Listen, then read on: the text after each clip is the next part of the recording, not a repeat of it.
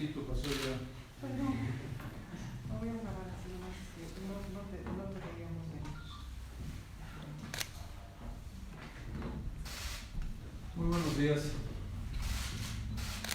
Agradezco su presencia. Creo que es muy importante establecer ante los medios internacionales acreditados en Bolivia una descripción clara de la situación que está viviendo el país. El señor Evo Morales se ha ocupado en las últimas horas, aprovechando de los circuitos que tiene y de los sectores que respaldan a posiciones como las que él defiende a nivel internacional, de afirmar que Bolivia se ha producido un golpe de Estado, y esa es una noticia que están manejando de manera significativa muchos medios de comunicación internacionales de prestigio y de categoría incuestionable, y nos parece fundamental esclarecer la situación. Primero, desmentimos categórica y claramente: no hubo un golpe de Estado en Bolivia y no hay ningún elemento que permita considerar que se produjo un golpe de Estado. Si ustedes han seguido los acontecimientos en los últimos días, saben perfectamente, porque lo han vivido, que durante 21 días el pueblo boliviano heroicamente ha dado una lección a América y al mundo de democracia movilizada en las calles, pacífica y democrática. La base de esa movilización fue la decisión de llevar adelante un fraude gigantesco por parte de Evo Morales. Aquí tenemos que ser muy claros. El fraude no lo hizo el Tribunal Supremo Electoral por sí mismo, por decisión propia. Todos sabíamos, y eso fue categóricamente probado a lo largo de la elección, que el Tribunal Supremo Electoral de Bolivia respondía a las órdenes directas de Evo Morales. Por lo tanto, no hay que confundirse. El autor del fraude fue Evo Morales. Evo Morales, con ese fraude, estableció dos cosas claras: que le dio la espalda al pueblo boliviano el 21 de febrero del 2016 y le dio la espalda al pueblo boliviano el 20 de octubre del 2019. Evo Morales era un candidato ilegal.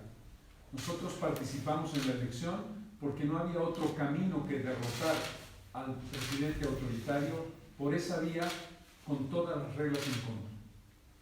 El informe de la OEA, tanto la misión de observación electoral del 22 de octubre como el informe preliminar categórico y demoledor que se conoció en la madrugada de ayer, ha ratificado que Bolivia vivió un fraude protagonizado por Evo Morales.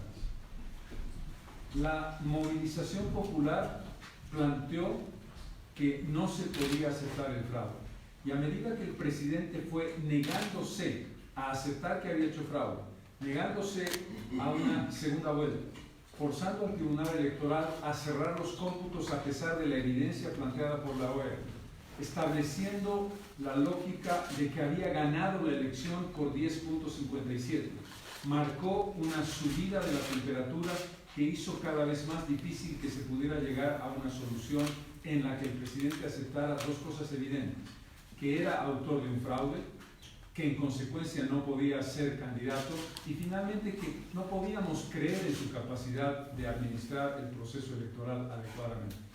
Eso llevó a un conjunto, a una confluencia de oposición política, de movimientos cívicos, de ciudadanos movilizados, de la Central Obrera Boliviana, de la Defensoría del Pueblo y finalmente de las Fuerzas Armadas. ¿En qué sentido? Porque aquí lo más delicado del tema es la impresión de los medios internacionales de que habían sido las Fuerzas Armadas las que habrían planteado el golpe de Estado. Las Fuerzas Armadas establecieron claramente su decisión de no salir a la calle porque expresamente no estaban dispuestas a reprimir al pueblo y a cobrar vidas bolivianas y vidas de sus compatriotas. En el contexto de esa situación, cuando quedaban pocas horas para la renuncia de Evo Morales, se planteó la sugerencia de que en ese contexto el presidente podría considerar su renuncia. Las Fuerzas Armadas no salieron a la calle ni generaron presión sobre el presidente, establecieron simplemente que no estaban dispuestos a salir a matar a sus compatriotas. El conjunto de estas acciones fue protagonizada por el pueblo boliviano, movilizado de manera clara e inequívoca, pacífica y democrática durante 21 días. Y la ventana de oportunidad el presidente la fue cerrando.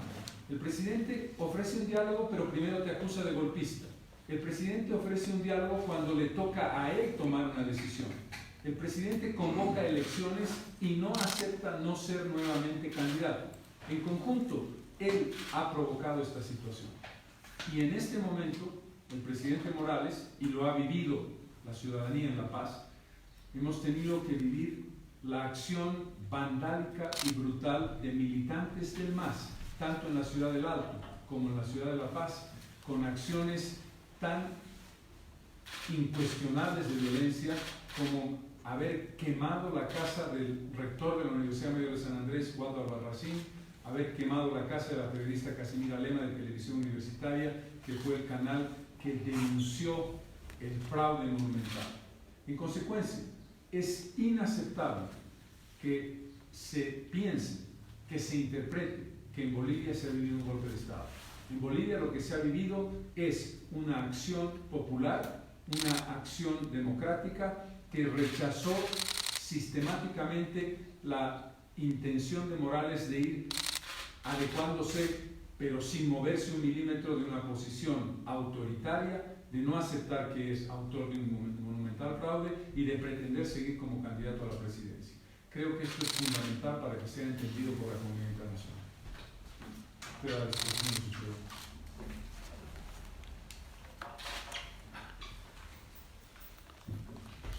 Si no hay ninguna pregunta, primera vez en una conferencia de prensa nacional. ¿Cuál es su esperanza para hoy máximo del Congreso?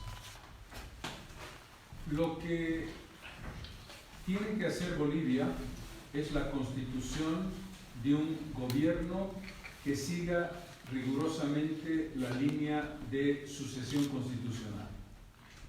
Esta es una tarea difícil, y difícil porque Morales lo ha puesto en estos términos. Intencionalmente ha roto la línea de sucesión. Ha renunciado Morales, ha renunciado García Linera, ha renunciado Adriana Salvatierra, presidenta del Senado, y ha renunciado el señor Borda, presidente de Diputados. La Constitución establece que esos son los 4 cargos en la línea de sucesión. Hay 2 pasos que dar.